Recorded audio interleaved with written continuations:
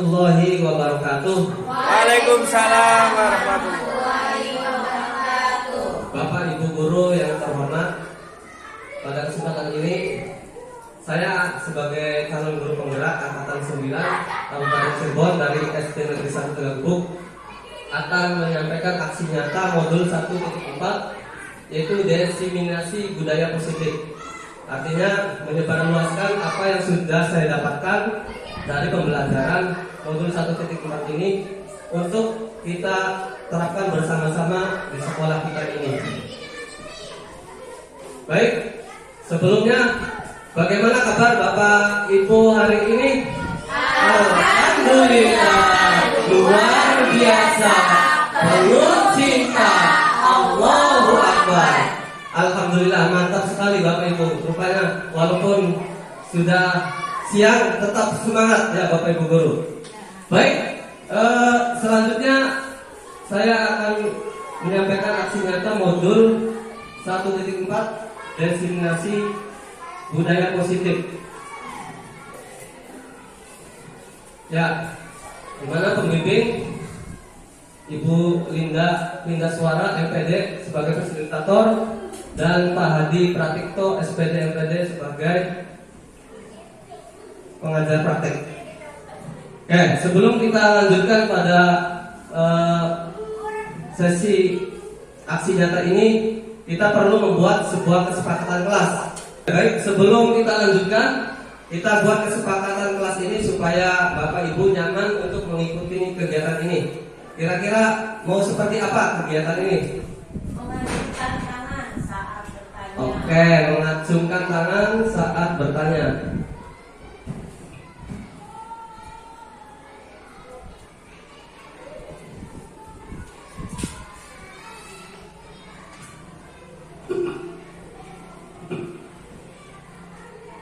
Selanjutnya apa lagi Bapak Ibu? Boleh izin ke kamar mandi. Boleh izin ke kamar mandi. Belakang.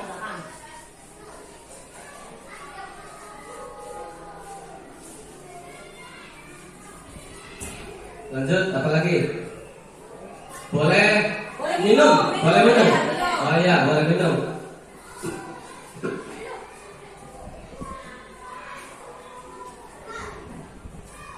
Apa lagi Bapak Ibu?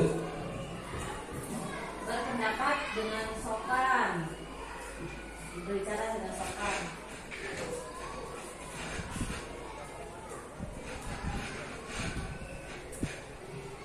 Ada lagi atau cukup? Ada lagi nggak? Oh, menghargai pendapat orang lain ya ketika berpendapat. Oke.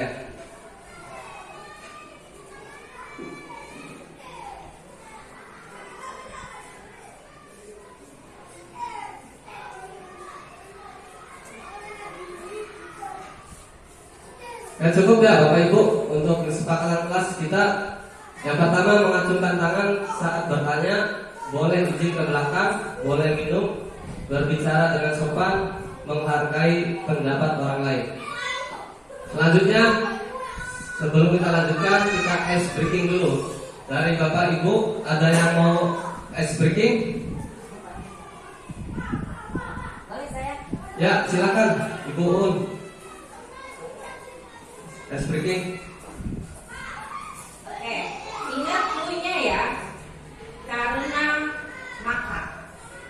Karena Abi suka bebek, maka Edi suka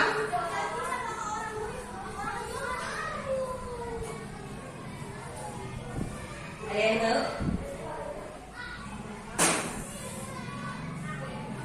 Ayo. Suka. Ayo boleh. Suka apa? Ulangi Bu. Oke, lagi lah ya. Karena maka itu clue-nya. Karena Adi suka bebek, maka Edi suka Ayam. dan ayo. Ayo.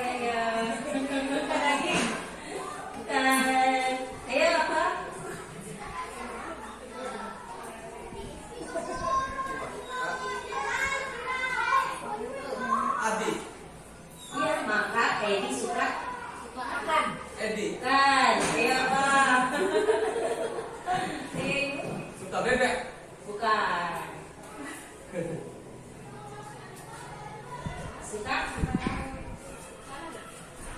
Ya? Apa? Nyerah. Nyerah. Suka flamingo. Oh, iya. Ya, tidak paham? Paham. Oke, paham. Kita sebutkan lagi ya. Karena Memet suka nyamuk, maka Dodi suka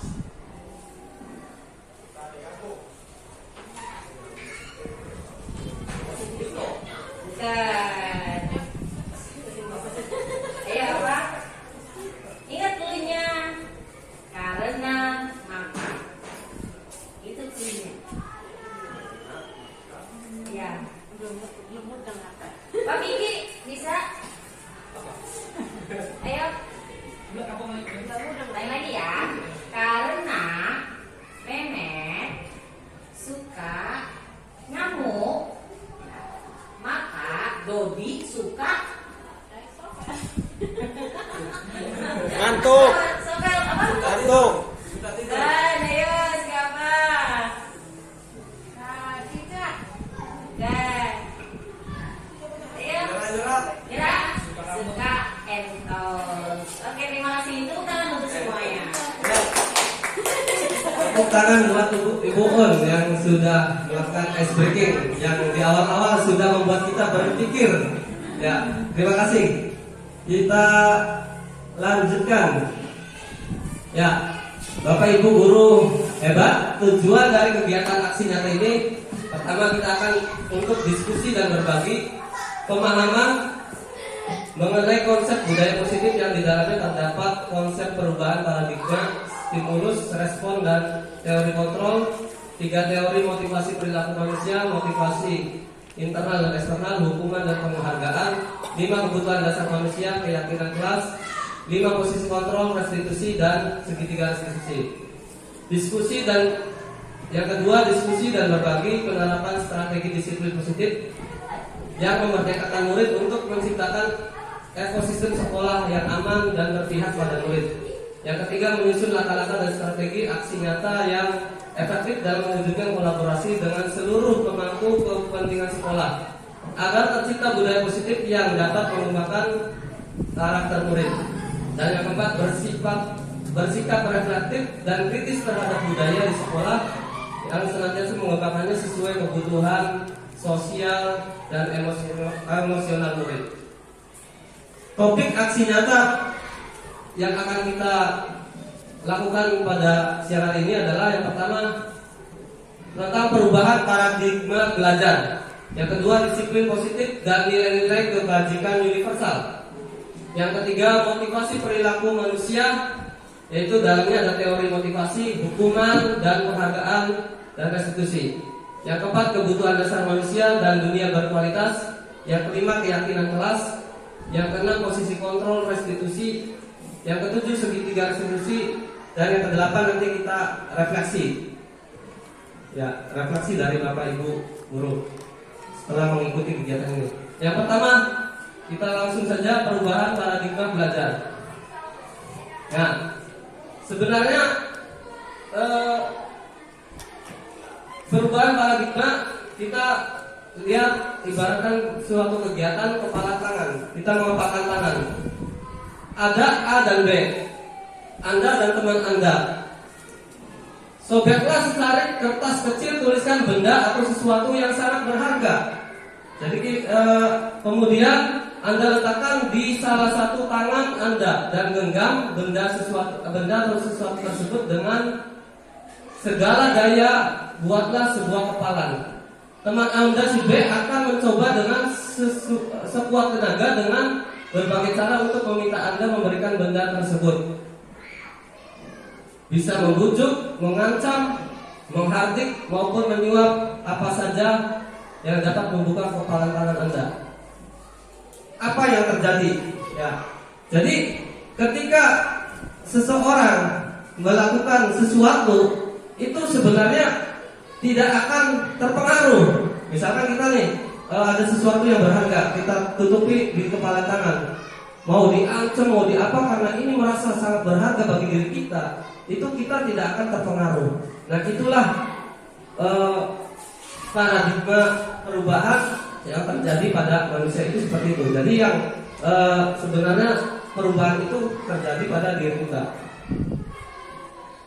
Nah, perubahan paradigma teori kontrol atau teori pilihan, ilusi kontrol. Ilusi bahwa guru itu mengontrol murid. Ilusi bahwa kritik dan membuat orang merasa bersalah dapat menguatkan karakter. Ilusi bahwa semua penguatan positif efektif dan bermanfaat. Ilusi bahwa orang dewasa memiliki hak untuk memaksa. Lanjut. Siapa sesungguhnya yang memiliki kontrol itu? Ya, menurut stimulus respon, kita mencoba mengubah orang agar berpandangan sama dengan kita. Nah, menurut teori kontrol atau pilihan, kita berusaha memahami pandangan orang lain tentang dunia. Menurut stimulus respon, perilaku buruk dilihat sebagai suatu kesalahan. Tapi menurut teori kontrol atau pilihan, semua perilaku itu memiliki tujuan. Menurut stimulus respon, orang lain bisa mengontrol saya, mengontrol diri kita.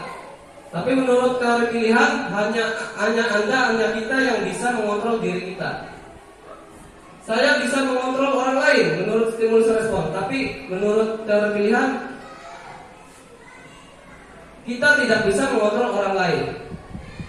Kemudian pemaksaan ada pada saat rujukan gagal. Kemudian menurut teori kontrol, kolaborasi dan konsensus menciptakan pilihan-pilihan baru. Yang terakhir menurut stimulus respon, model berpikir menang kalah. Tetapi dalam teori pilihan, model berpikir menang dan menang atau berkolaborasi, jadi tidak ada persaingan menang dan kalah. Yang kedua, disiplin positif dan nilai-nilai kebajikan universal. Apakah mana disiplin? Berasal dari bahasa Latin, disiplin artinya belajar. Makna asal dari kata ini berkonotasi dengan disiplin diri dari murid-murid Sokrates dan Plato. Disiplin diri membuat orang menggali potensinya menuju sebuah tujuan apa yang dihargai. Namun dalam budaya kita, makna kata disiplin telah berubah menjadi sesuatu yang dilakukan seorang pada orang lain untuk mendapatkan kepatuhan. Kecenderungan umum adalah menghubungkan disiplin dengan ketidaknyamanan, bukan dengan apa yang kita hargai atau pencapaian suatu tujuan mulia. Nah, ini adalah skema daripada disiplin positif. Jadi, untuk menciptakan disiplin positif itu banyak sekali yang mempengaruhi dan melibatkan hal-hal yang lain. Menurut teori kontrol, teori pilihan Dr. William Glasser, bahwa Anda tidak bisa mengontrol orang lain, hanya Anda yang bisa mengontrol diri Anda. Kemudian semua perilaku memiliki tujuan. Model berpikir menang-menang. Kolaborasi dan konsensus menciptakan pilihan-pilihan baru.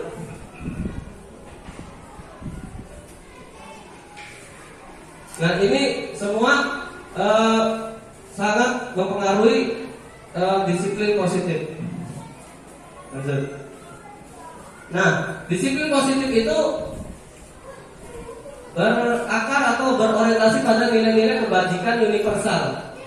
Nilai-nilai kebajikan universal yang kita capai itu tidak lain adalah profil pelajar Pancasila.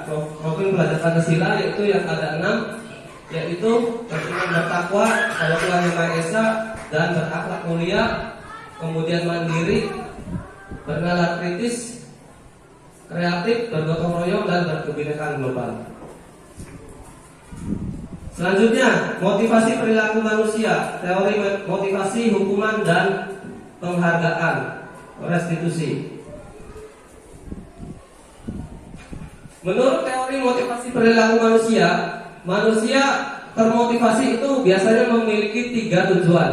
Yang pertama, untuk menghindari ketidaknyamanan atau karena hukuman. Jadi takut dihukum, karena takut kena sanksi, maka manusia termotivasi perilakunya. Nah, ini merupakan motivasi eksternal.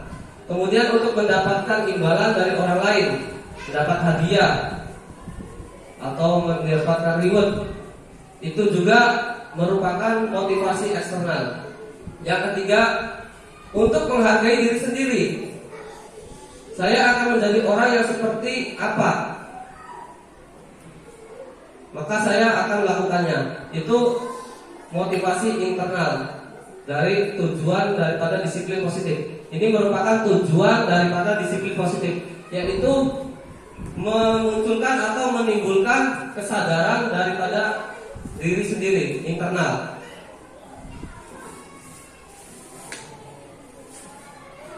Ya, merdeka. Menurut Ki Hajar Dewantara, merdeka itu artinya tidak hanya terlepas dari perintah, akan tetapi juga cakap buat memerintah diri sendiri. Jadi ya, artinya sama saja dengan kesadaran diri sendiri. Nah, kemudian menurut teori motivasi, penghargaan itu bisa merupakan hukuman, bisa dihukum oleh penghargaan. Contohnya, karena apa? Penghargaan itu bisa merupakan hukuman karena bisa berpengaruh jangka pendek dan jangka panjang. Jadi orang kalau tidak dikasih hadiah tidak akan melakukan sesuatu. Dan itu namanya dihukum dengan penghargaan. Penghargaan menghukum, penghargaan mengurangi ketepatan, penghargaan tidak efektif, penghargaan merusak hubungan. Penghargaan menurunkan kualitas, penghargaan mematikan kreativitas, penghargaan bisa mengurangi motivasi intrinsik. Jadi dihukum oleh penghargaan. Boleh nggak kita memberikan penghargaan? Jadi pertanyaannya, boleh nggak kita memberikan penghargaan? Boleh. Penghargaannya memberikannya seperti apa? Nah, di sini kan penghargaan dihukum oleh penghargaan. Jadi memberi penghargaan itu menghukum, sama saja dengan menghukum anak. Itu jadi kita mau memberi penghargaan seperti apa? Ya, kita lanjut di sini. Nah, bentuk program kebajikan atau apresiasi. Jadi penghargaannya kita berikan bentuk apresiasi. Dalam memberikan apresiasi pengakuan perlu diingat beberapa hal. Beri pengakuan secara khusus. Jadi kita memberi penghargaan itu jangan di depan orang banyak. Oh, kamu hebat, juara 1, ini dapat piala. Yang diberi penghargaan itu cuma 1 orang, tetapi kalau ada siswanya 30, 29 orang itu tersakiti. Aduh, berarti saya itu nggak ada artinya, nggak ada gunanya. Yang berarti itu namanya yang disebut dihukum oleh penghargaan itu seperti itu. Nah, supaya tidak menyakiti itu beri penghargaan secara khusus. Ya, nanti secara individu, kamu hebat ya, kamu ranking terus. Nih, bapak kasih dia, jangan bilang-bilang yang lain. Seperti itu nanti motivasinya. Bentuknya seperti itu. Beri pengakuan secara pribadi. Beri pengakuan kepada semua murid bergantian. Misalkan ada murid ini bisa melihat kamu hebat nih, secara individu, fisik aja gitu ya, secara pribadi. Beri pengakuan secara konsisten. Kemudian fokus pada proses, bukan pada hasil. Ya, contoh pengakuan apresiasi kebajikan. Misalkan pada saat menolong murid, kemudian kita memberikan pengakuan atau apresiasi. Kemarin saya perhatikan kamu rasa empatimu sangat besar sekali. Nah, seperti itu. Kemudian saya menghargai kepedulianmu. Terima kasih untuk rasa tanggung jawabmu dan seterusnya. Jadi memberi pengakuan atau apresiasi kebajikan. Nah, sekarang setelah kita tadi lihat teori-teori motivasi dan juga hukuman, sekarang di sini ada tindakan guru. Tindakan-tindakan guru. Nah, Bapak Ibu, nanti saya siapkan kertas yang sama. Bapak Ibu kita pilih hukuman atau konsekuensi di antara pernyataan-pernyataan ini. Nanti setelah selesai, nanti ditempel di sini ya. Nanti kita bahas, kita diskusikan satu persatu di sini. Ya, kasih waktu 2 menit saja. Ya.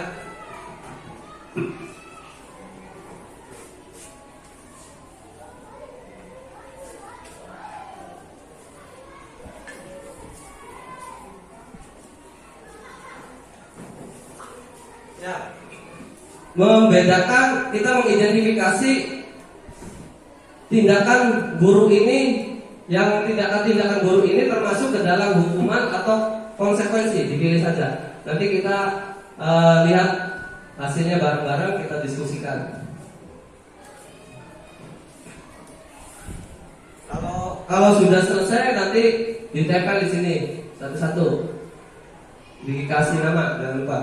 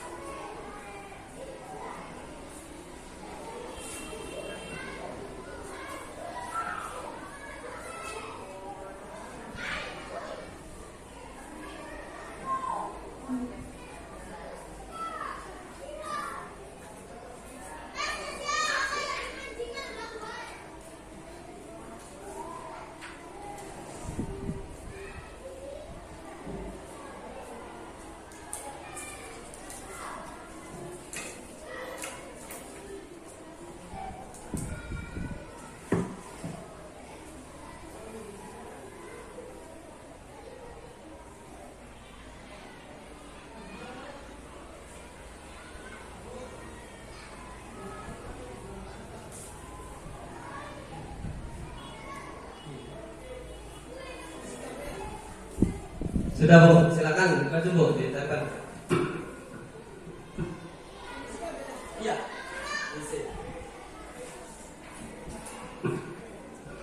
Jadi mencatat 100 kali di dalam buku kalimat, saya tidak akan terlambat lagi karena terlambat ke sekolah. Ini hukuman atau konsekuensi di sini. Lari mengelilingi lapangan basket 2 kali karena terlambat hadir di sekolah. Ini hukuman atau konsekuensi. Jadi Bapak Ibu guru tinggal menuliskan hukuman atau konsekuensi dari tindakan-tindakan guru ini. Ketiga, murid diminta untuk push up 15 kali karena tidak menggunakan masker ke sekolah. Keempat, menggantikan kertas tugas teman yang telah dicoret-coret. Kelima, membersihkan tumpahan air di meja tulis karena tersenggol pada saat belajar. Murid disuruh menggunakan sepatu seharian di sekolah karena tidak menggunakan sepatu hitam. Ayo sini Bu.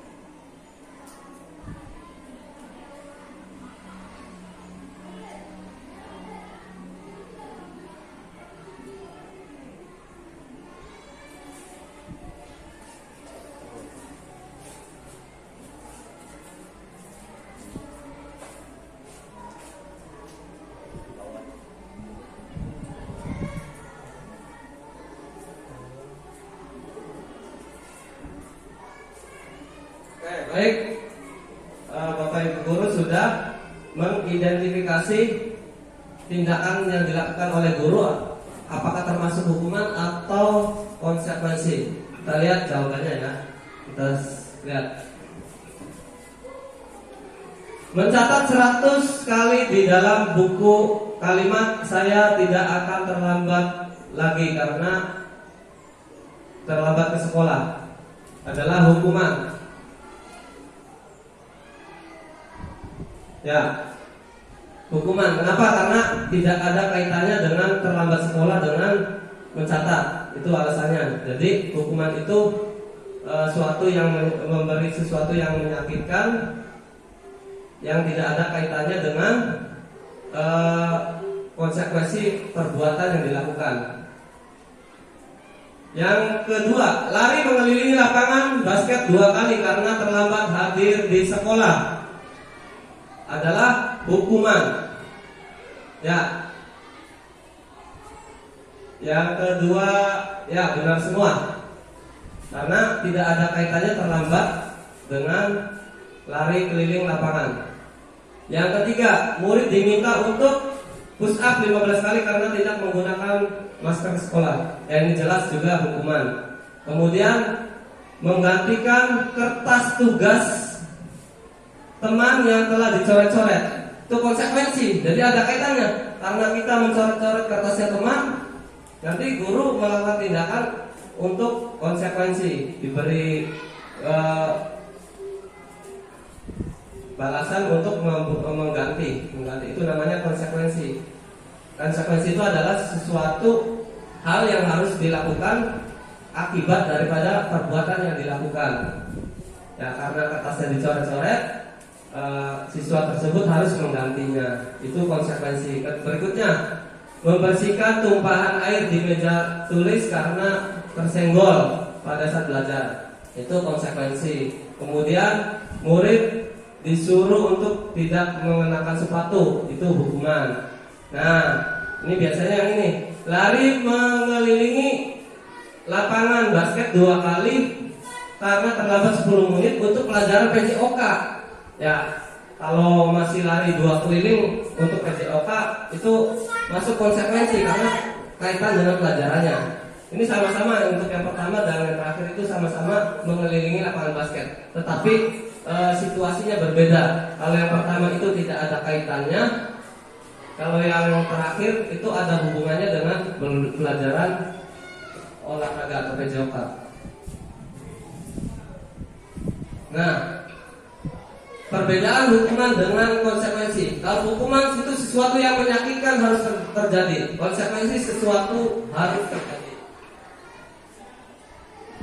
Hukuman membuat anak sakit, baik fisik maupun hati, bisa fisik maupun hati, untuk jangka waktu yang lama. Kalau konsekuensi membuat anak merasa tidak nyaman dalam jangka waktu pendek. Hukuman, anak membenci kedisiplinan. Konsekuensi, anak menghargai disiplin. Hukuman itu sifatnya paksaan. Konsekuensi itu stimulus tanggapan. Hukuman mendorong anak menyakiti diri sendiri. Konsekuensi mendorong anak agar mudah menyesuaikan diri. Hukuman, konsep diri yang buruk. Konsekuensi, konsep diri yang baik. Hukuman, anak belajar untuk menyembunyikan kesalahan. Kalau konsekuensi, anak belajar untuk mematuhi peraturan. Hukuman, marah, rasa bersalah, dipermalukan, merasa tak dihargai. Kalau konsekuensi, kehilangan hak, dibuat tidak nyaman, diasingkan untuk sementara atau time out. Lanjut. Berikutnya itu apa itu restitusi? Restitusi adalah proses menciptakan kondisi bagi murid untuk memperbaiki kesalahan mereka sehingga mereka bisa kembali pada kelompok mereka dengan karakter yang lebih kuat. Restitusi juga merupakan proses kolaboratif yang mengajarkan murid untuk mencari solusi untuk masalah mereka dan membantu murid berpikir tentang orang seperti apa yang mereka inginkan menjadi tujuan mulia dan bagaimana mereka harus memperlakukan orang lain. Geser Gosen 2004. Nah, ini perbedaan antara hukuman, konsekuensi, dan restitusi. Intinya hukuman itu bersifat negatif, konsekuensi itu bersifat netral, sedangkan restitusi bersifat positif. Ciri-ciri restitusi. 1. Restitusi itu bukan untuk menebus kesalahan, namun untuk belajar dari kesalahan. 2. Memperbaiki hubungan. 3. Tawaran bukan paksaan. 4. Restitusi menuntun untuk melihat ke dalam diri. 5. Restitusi mencari kebutuhan dasar yang mendasari tindakan. 6. Restitusi diri adalah cara yang paling baik. Restitusi fokus pada karakter bukan tindakan. Restitusi fokus pada solusi. Restitusi mengembalikan murid yang berbuat salah pada kelompoknya. Lanjut. Berikutnya adalah kebutuhan dasar manusia dan dunia berkualitas yang mempengaruhi tindakan atau sikap murid. Kebutuhan dasar manusia ada 5, yaitu kebutuhan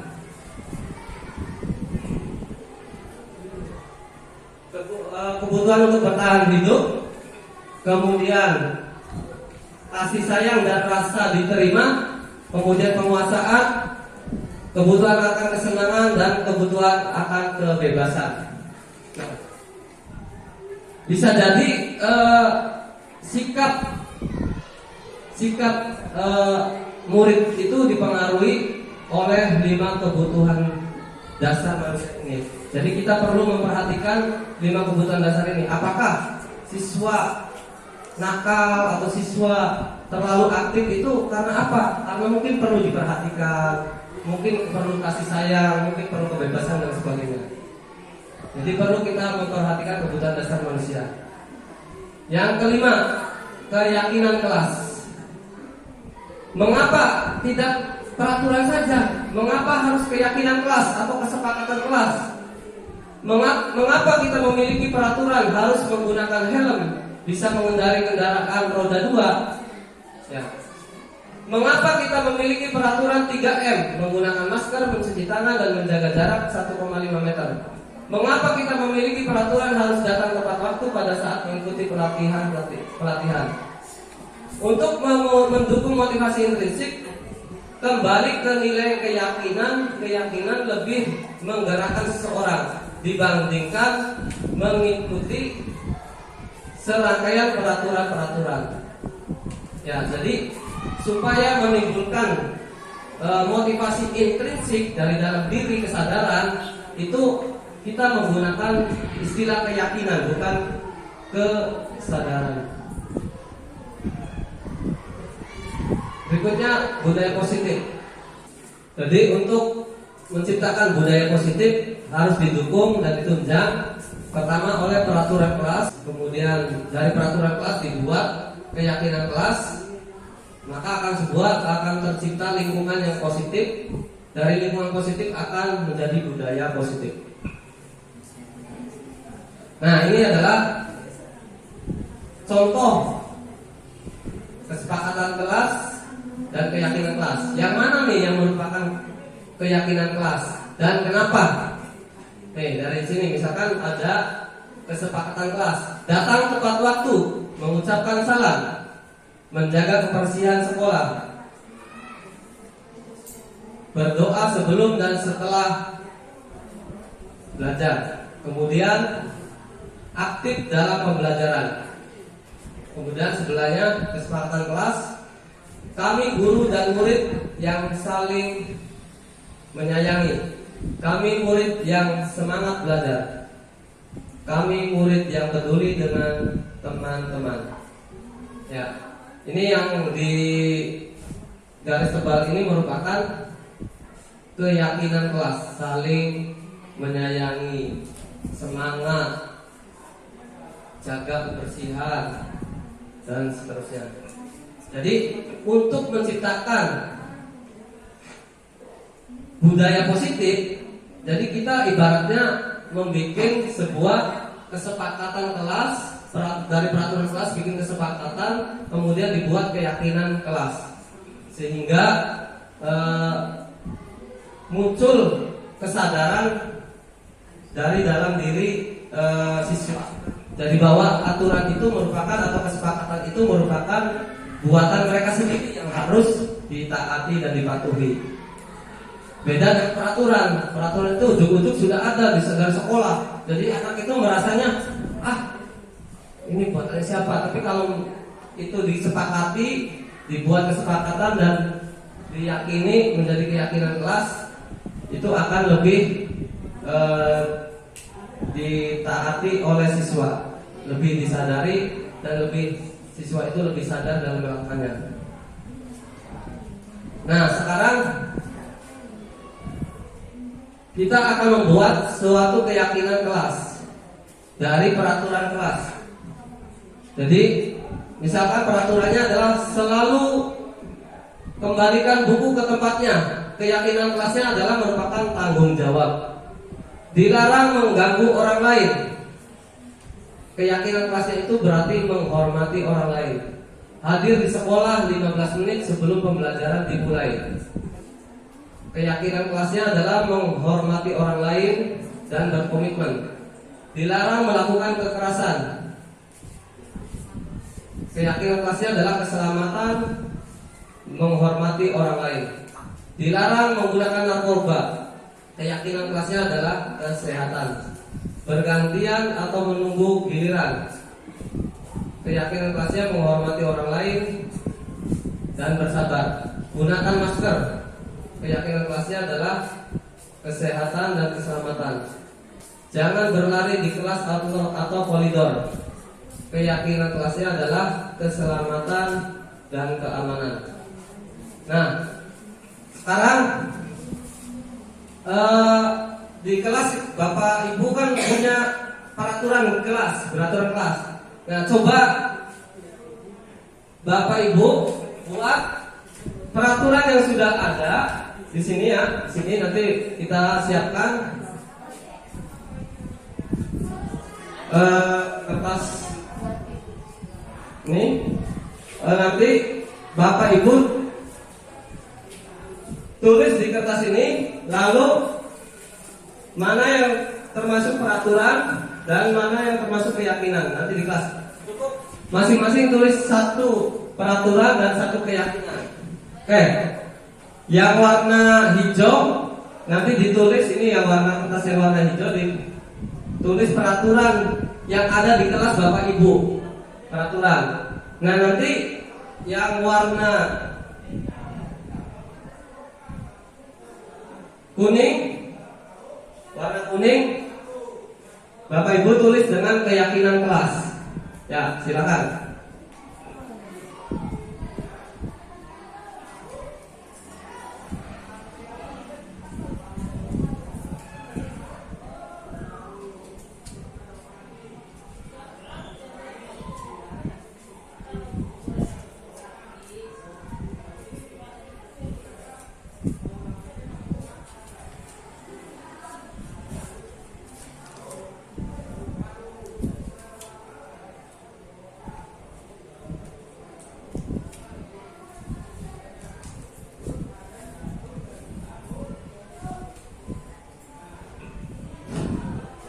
Ya, diulangi lagi.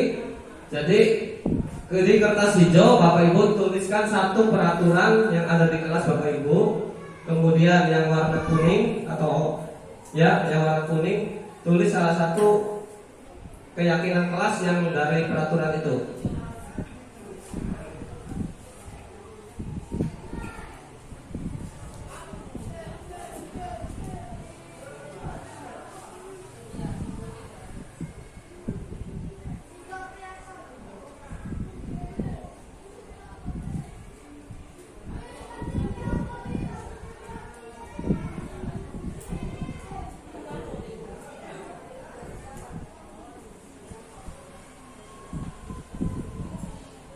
Yang sudah langsung ditempel saja maju.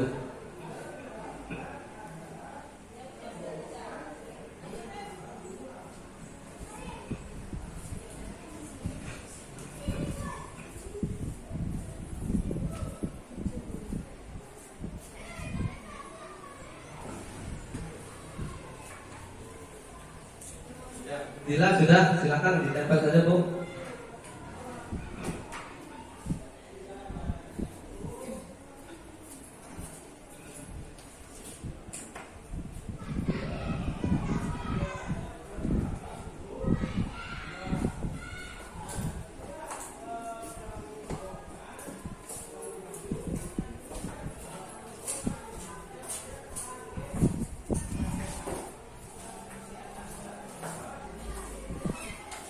Dikasih nama ya Bu ya.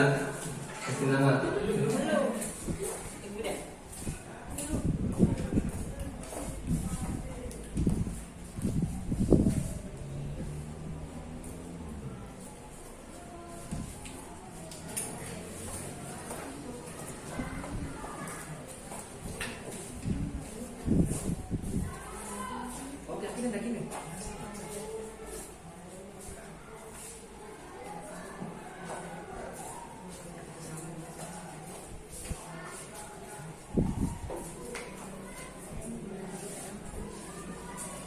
Ya, di sini sudah ada peraturan oleh Bu Rima, dilarang mengobrol atau bergurau saat pembelajaran berlangsung. Keyakinan kelasnya adalah menghormati orang yang sedang berbicara di depan kelas. Yang kedua dari Bu Uun, datang tepat waktu atau hadir di sekolah 15 menit sebelum pembelajaran dimulai. Keyakinan kelasnya adalah menghormati orang lain dan berkomitmen. Yang ketiga Bu Fadilah, peraturannya menghormati orang lain.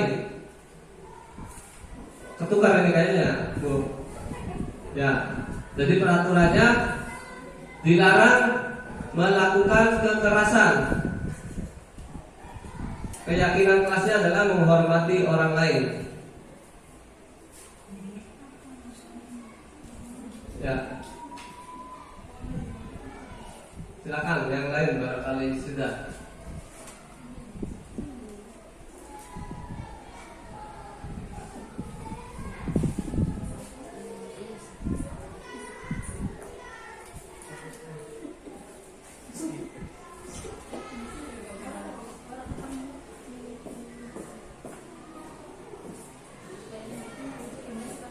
Hijau peraturan.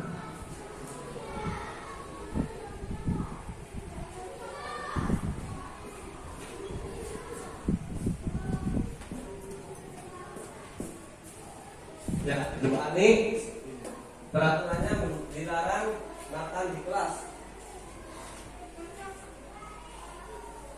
Keyakinan kelasnya menjaga kebersihan kelas. Yang satu lagi Pak Kiki, Pak Rifki.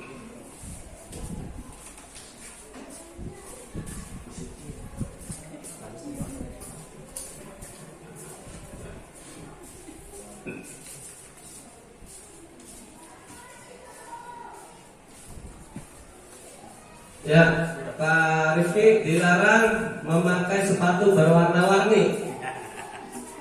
Ya, keyakinan kelasnya disiplin. Ya, itu merupakan penerapan peraturan kelas menjadi keyakinan kelas dalam penerapan disiplin positif. Selanjutnya adalah kita lanjutkan ke materi berikutnya adalah posisi kontrol restitusi. Ya, dalam posisi kontrol restitusi itu kita sebagai guru memiliki 5 posisi kontrol. Yang pertama adalah penghukum. Yang kedua adalah membuat merasa bersalah. Yang ketiga adalah sebagai teman. Yang keempat sebagai pemantau. Yang terakhir adalah manajer. Untuk lebih jelasnya, untuk posisi kontrol ini kita lihat atau kita simak video contoh posisi kontrol dalam video ini. Kemudian nanti Bapak Ibu memberikan tanggapan atas video itu. Jadi kita selama ini masih menggunakan posisi kontrol apa, sebagai posisi kontrol apa kita itu melakukannya. Ya, jadi nanti kita simak dulu videonya. Nanti Bapak Ibu bisa menyampaikan posisi kontrol apa yang sering Bapak Ibu gunakan saat ini. Silakan disimak videonya. 5 posisi kontrol dalam restitusi adalah proses perjalanan seorang pendidik agar dapat mengenali dirinya, Pada video kali ini, kita akan membahas tentang 5 posisi kontrol yang dikembangkan oleh Diane Gosson dan contoh penerapannya.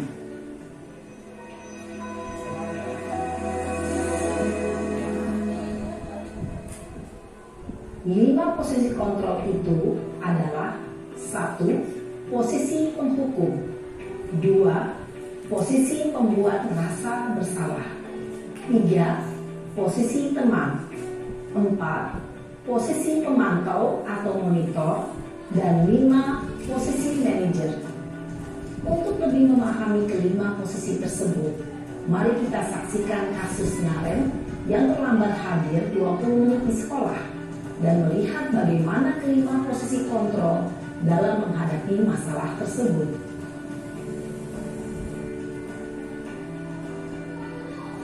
Ini adalah posisi penghukum. Contoh,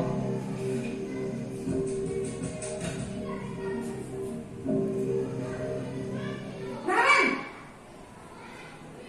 sini kamu. selamat pagi Bu. Selalu terlambat. Kamu deh, pasti terlambat. Maaf Bu, saya Apa? Apa coba? Alasan kamu apa lagi? Kapan sih kamu tidak terlambat? Malas sekali ya kamu jadi anak. saya Dasar pemalas. Gak kapok-kapok sih kamu. Sudah berapa kali terlambat? Sana, kamu keliling lapangan basket 2 kali. Kenapa saya harus ke lapangan basket Bu? Kenapa? Kamu melawan ibu? Berani-beraninya jawab. Sudah terlambat, masih berani jawab pula. Sekarang, keliling lapangan basket 5 kali sekalian. Biar kapok. Cepat. Pergi sana ke lapangan basket. Posisi penghukum biasanya berbicara dengan nada tinggi, menghardik, menunjuk-nunjuk, menyakiti, dan menyindir. Hukuman bisa berupa fisik maupun psikis. Ibu dan bapak guru hebat. Dampak yang terjadi pada murid ketika guru berada pada posisi penghukum adalah murid cenderung akan memberontak, bahkan menyimpan dendam.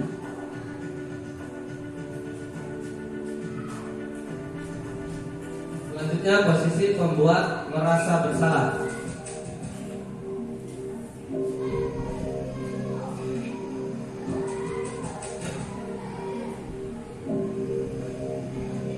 Naren,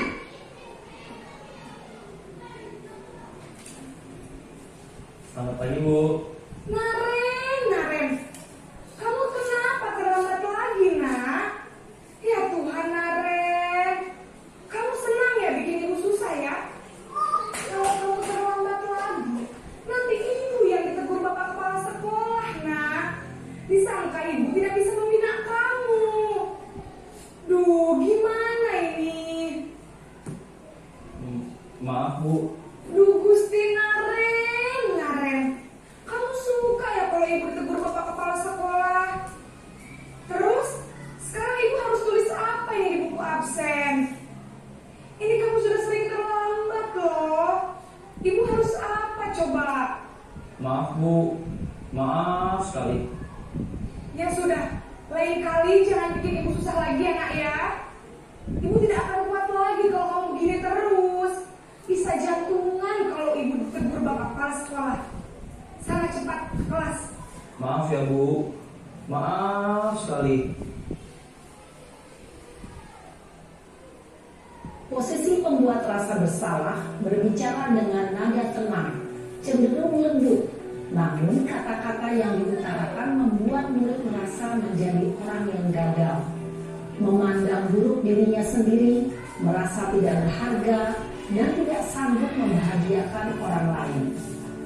Ketika guru mengambil posisi pembuat rasa bersalah, murid akan menganggap dirinya yang bersalah dan ia akan menyimpan emosi negatif tersebut di dalam dirinya. Selanjutnya posisi teman.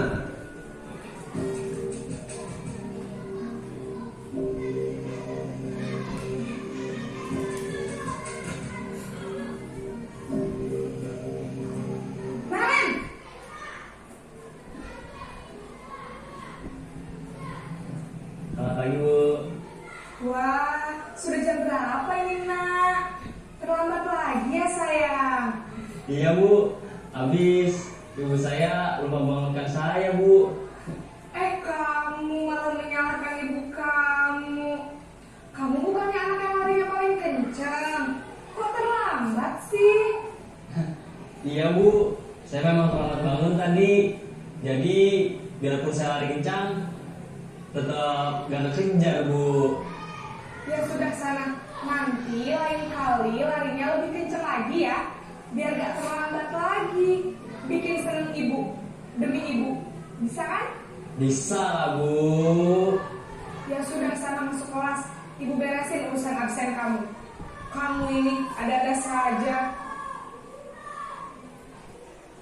Dalam posisi teman, guru berbicara dengan nada suara ramah, akrab, cenderung bersenda gurau untuk menjaga suasana tetap santai.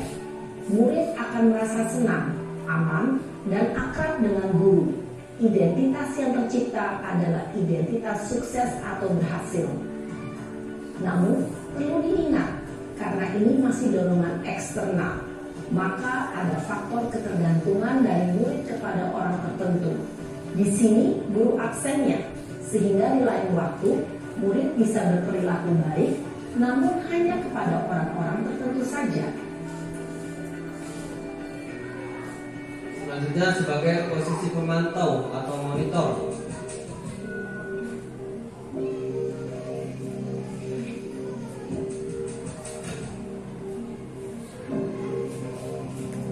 Naren!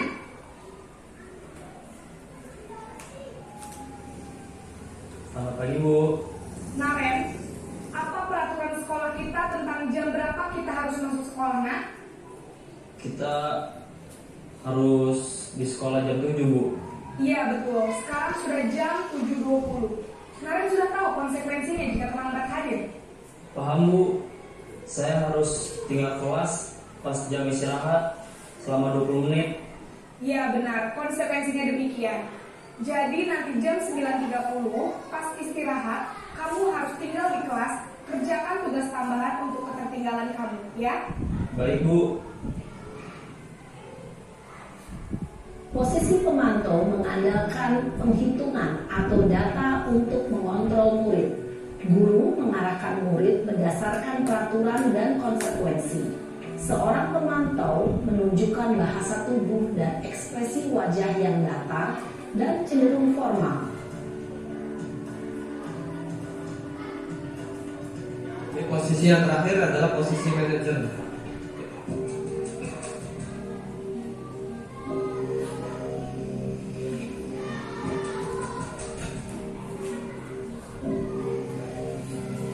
Naren!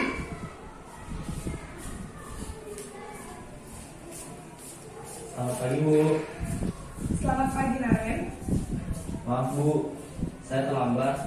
Iya, sekolah masuknya jam 7, sekarang sudah jam 7.20.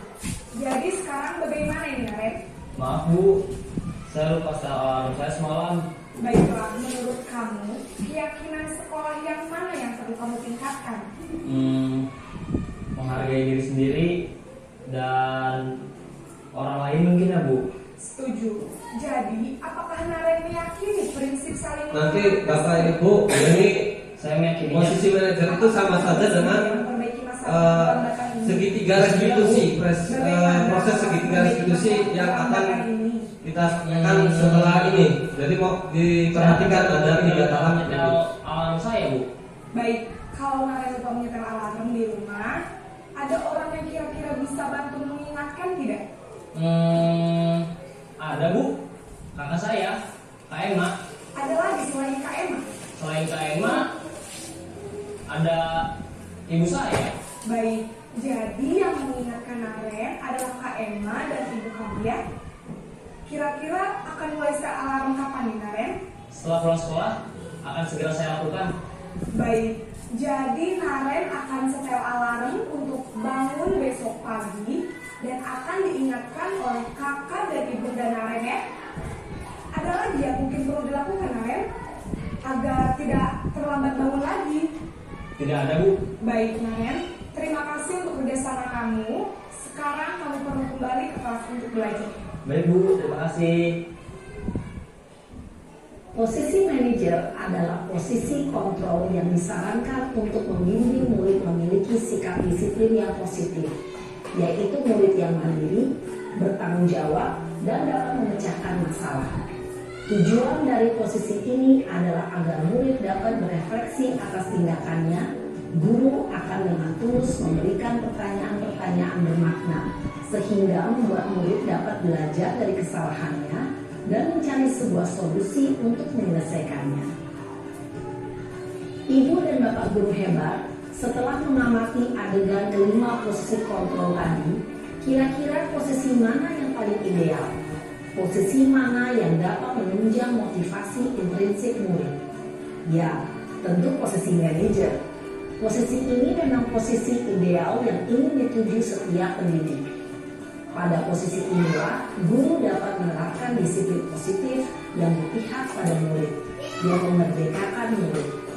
Perjalanan seorang pendidik tentunya tidak mudah untuk sampai pada posisi seorang manajer. Namun, tujuan kita pasti, yaitu menciptakan murid-murid yang mandiri, merdeka, dan bertanggung jawab. Semoga penggambaran 5 posisi kontrol yang telah diperlihatkan ini dapat menjadi ajang refleksi bagi kita semua, agar dapat terus mengasah dan menerapkan disiplin positif yang memerdekakan murid. Mari terus berlatih dan bersemangat. Selamat menerapkan. Salam dan bahagia Ibu dan Bapak guru hebat.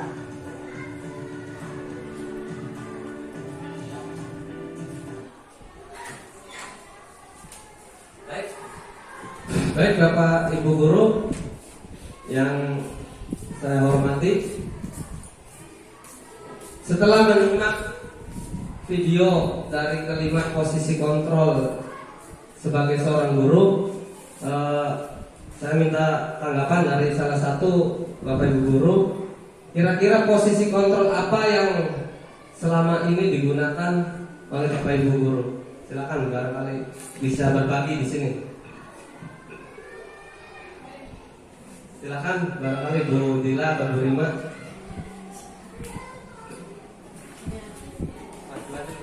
Maju saja ya, biar.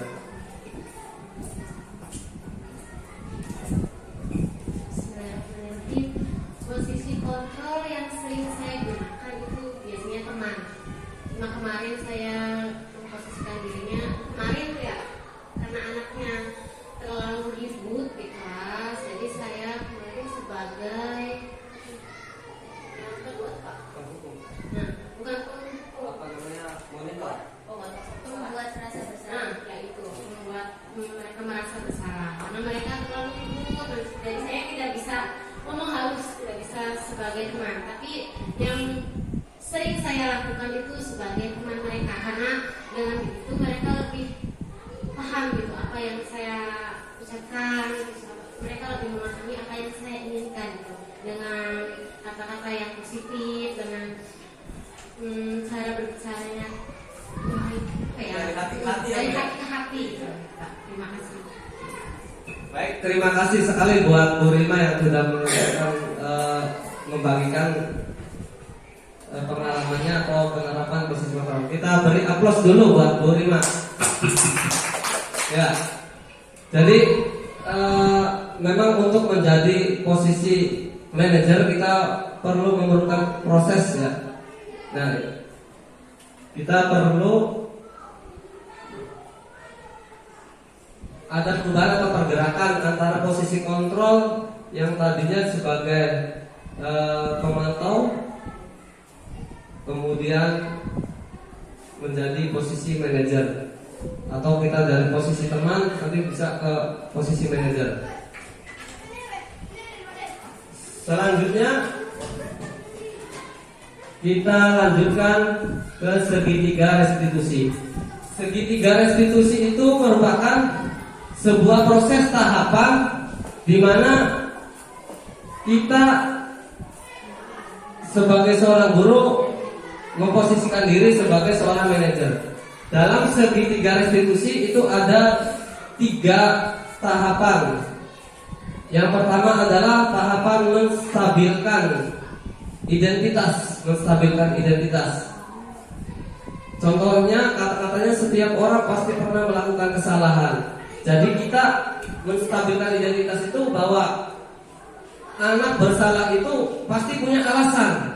Jadi kita mengimbangi daripada pikiran anak itu. Ya, itu tahap yang pertama dalam menstabilkan identitas. Yang kedua, validasi kebutuhan. Validasi kebutuhan itu contohnya, kamu tentu punya alasan mengapa melakukan itu. Jadi ditanya alasannya, dia itu kebutuhan melakukan itu karena kebutuhan apa. Tadi kita sampaikan bahwa orang melakukan motivasi melakukan sesuatu itu karena ada faktor kebutuhan yang belum terpenuhi. Selanjutnya tahap yang ketiga adalah menanyakan keyakinan. Ya, nilai-nilai yang sudah kita sepakati.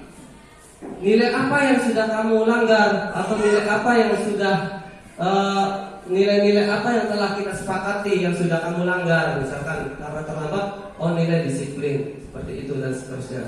Jadi makanya untuk menciptakan budaya positif itu adanya kesepakatan kelas dan juga adanya keyakinan kelas. Kemudian selanjutnya untuk penanganannya itu kita menggunakan segitiga restitusi dan memposisikan diri kita sebagai seorang manajer.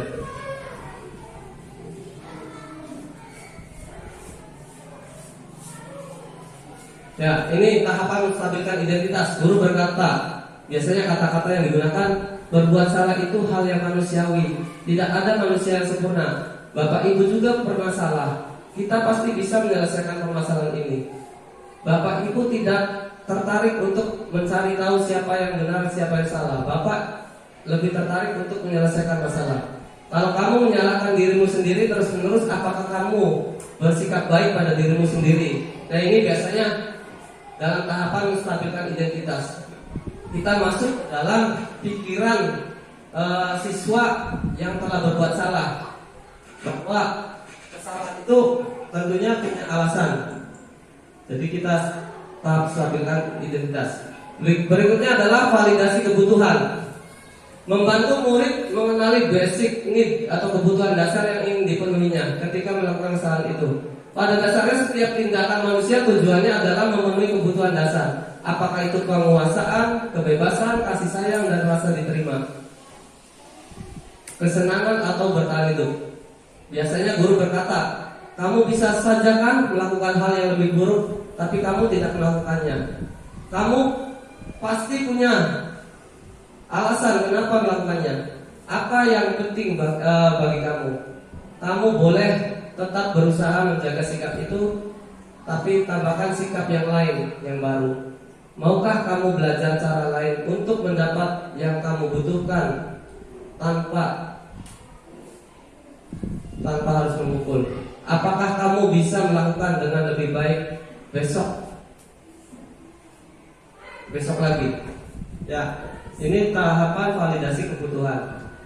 Berikutnya, menanyakan keyakinan.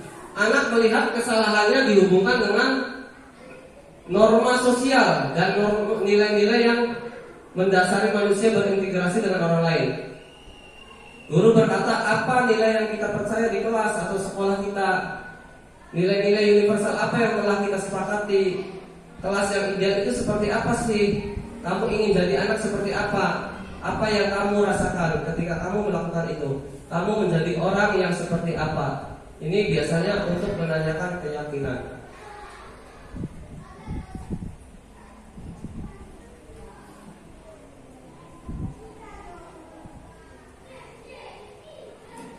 Nah, pertanyaannya, apakah setiap permasalahan itu harus diselesaikan dengan segitiga restitusi? Kita bisa bayangkan ya, misalkan anak siswa di kelas ada yang bermasalah 5 orang, kita harus satu-satu menanyakan menggunakan segitiga restitusi. Nah, tidak semua juga sih kita menggunakan segitiga restitusi, tapi kita ada namanya intervensi 30 detik, yang intinya kita menyadarkan bahwa siswa itu sadar dari dalam dirinya sendiri, atau ada motivasi intrinsik bukan ekstrinsik, bukan karena paksaan. Nah, contohnya Apakah kamu ingin berbuat lebih baik? Misalkan siswa berbuat salah, apakah kamu ingin berbuat baik? Itu spontan, itu intervensi 30 detik itu kata-kata yang kita sampaikan ke siswa secara spontan untuk menumbuhkan kesadaran intrinsik. Apakah saat ini kamu sedang menjadi orang yang sedang kamu inginkan? Apakah kamu bisa mengubah kegiatan perilaku kamu saat ini menjadi sikap yang lebih membantu? Apakah wajar membuat kesalahan? Bisakah kita memperbaikinya? Apa yang kamu lakukan saat ini sesuai? Kapan kamu siap untuk mulai? Peraturannya apa? Sepertinya kamu punya masalah. Saya bisa bantu. Apa coba? Saat ini kamu seharusnya berbuat apa? Apa yang bisa saya bantu agar kamu bisa memulainya? Agar kamu bisa melakukannya. Apakah saya bisa bantu kamu agar dapat segera mulai? Apakah tugas kamu saat ini? Bagaimana kamu ingin diperlakukan pada kegiatan ini? Bisakah kamu melakukannya? Apa yang kamu inginkan? Peraturannya seperti apa? Ya. Lanjut ke sesi terakhir, yaitu refleksi. Ya, Bapak Ibu guru, itu tadi forum diskusi, forum berbagi dari aksi nyata modul 1.4 tentang budaya positif. Ya, kira-kira apa yang sudah saya sampaikan pada Bapak Ibu mudah-mudahan bermanfaat dan juga bisa kita terapkan secara bersama-sama, berkolaborasi untuk menuju perubahan ke arah perbaikan sekolah kita ini. Ya, silakan dari kegiatan ini saya minta refleksi dari Bapak Ibu guru, dari perwakilan. Silakan. Bu Dila.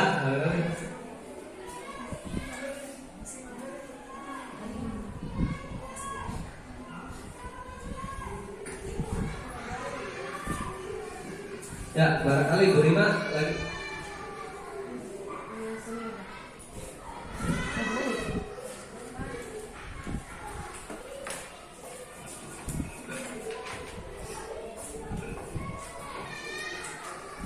Yang saya rasakan pada kegiatan kali ini, yang pertama, kita belajar mengenai peraturan itu harus diubah menjadi keyakinan kelas. Karena kalau peraturan itu kan dibuat oleh satu orang, oleh guru, dan biasanya menggunakan kata-kata yang negatif seperti dilarang, jangan. Itu diganti menjadi keyakinan kelas, supaya keyakinan kelas juga dibuat secara bersama-sama dengan murid, guru dengan murid. Jadi murid tahu keyakinan kelasnya itu apa, sehingga murid juga bisa mematuhi gitu, bisa saling menyadari terus melakukan keyakinan kelasnya.